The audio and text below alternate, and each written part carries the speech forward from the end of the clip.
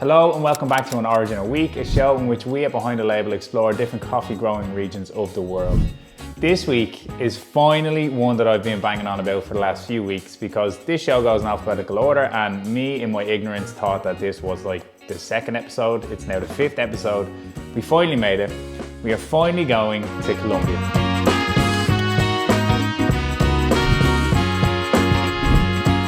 Coffee arrived in Colombia in the 1700s, but it wasn't until the 1800s that it started to spread more widely. What's really interesting in Colombia, despite its size and the amount of coffee it produces, it actually all comes from, or mostly comes from, smallholder farms, which is not what you'd expect. When you think of the vast landscape and the amount of coffee that it produces, you think massive farms, all big producers, and that isn't the case here. One big thing to note in Colombia was in 1927, the government formed the National Federation of Coffee Growers, which helped give coffee growers a voice, protection, and just put a bit of structure around coffee exportation and the laws and rights for coffee producers in Colombia, which is amazing. Colombia is incredibly unique geographically. It's got this mountain range called the Andes running through it, splitting into three ranges. Add in tropical rainfall, consistent sunshine, and high altitude, and you've basically got a coffee growing paradise.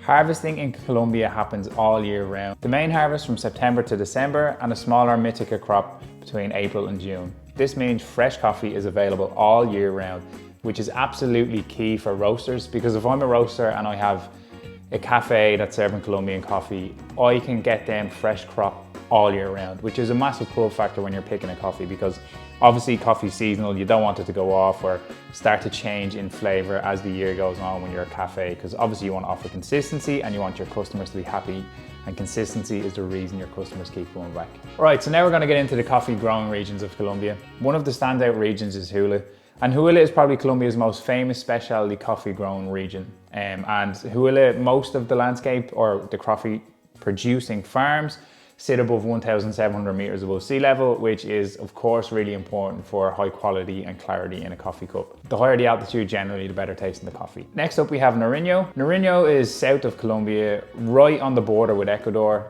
This region is mountains, remote and very high in altitude. Some farms here are above 2,000 meters above sea level, and as we just touched on, this creates impeccable is a good word. This creates a really complex coffee. So coffees here tend to be brighter than the ones in Huila.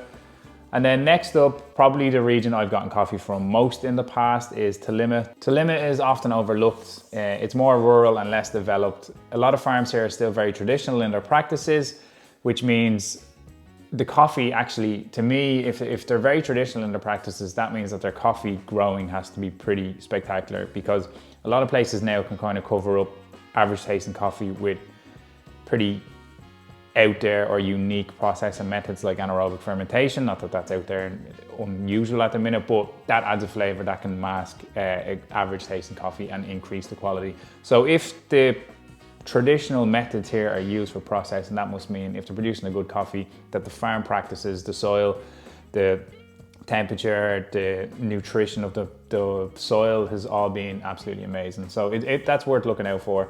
Next, we're going to move on to the processing methods in Colombia.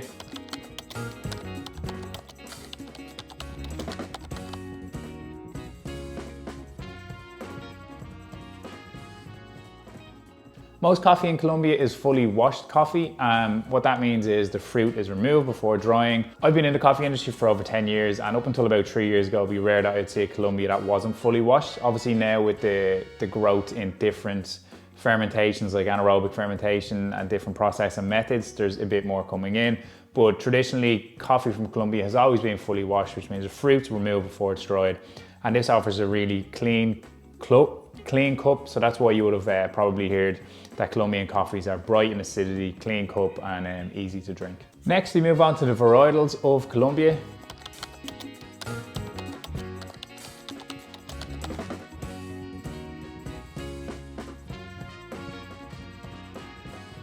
So varietals in Colombia, to me, I think Colombia is the origin that produces the most variety of varietals. Write that one down. And to me, there's not one variety that sticks out from Colombia. They have all the old OGs of varietals like your Typica and Bourbon, but then they also have Gesha, they have Timor, Typica, I said Typica already, Timor, tabby. There's so many varieties in Colombia, and there's a lot of crossbreeding going on. And as we touched on earlier, that there's such a vast landscape and different climates going on that it suits so many different varietals. So next we move on to the brewing and tasting of Colombian coffee. Colombian coffee is one of those origins that has coffee that really does suit both. It suits espresso and it suits filter. Again, it produces so much coffee, so there's gonna be something for everyone here. When you went into a cafe in the past, you could basically put money on either they're using Brazil coffee or Colombia coffee as their house bean, because they go really well as a black coffee, as an Americano, and they go really well with milk, whether that's a latte or flat white.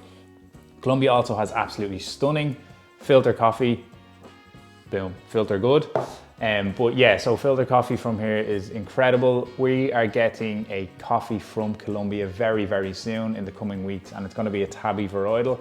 But yeah, I'm very excited, and I got this coffee in because it suits both espresso and filter. It tastes amazing as either. So when you're tasting coffee from this, honestly, it's such a range. It can taste like anything. There's such high quality farms here that produce competition lots. There's commercial grade farms here that produce your earthy tasting coffee, and there's everything in between. So look out for our new varietal coming called Tabby variety, and this is a crossbreed that was developed in a lab, which is pretty cool. Tastes amazing. Yeah, if you haven't already subscribed to our newsletter, do subscribe and we'll let you know when that's being released. And that's Colombia, a really exciting origin that produces pretty much everything. If there's anything you want in coffee, you can get from Colombia. And as we said, it has the OGs of varietals, it has new crossbreeds of varietals, it has anaerobic fermentation to everything in between. So really cool origin, one of the godfathers of coffee alongside Brazil, and yeah, looking forward to getting our Colombia in. Stay tuned, hope you found this educational and enjoyable, and as always, please hit that subscribe button. Thanks very much.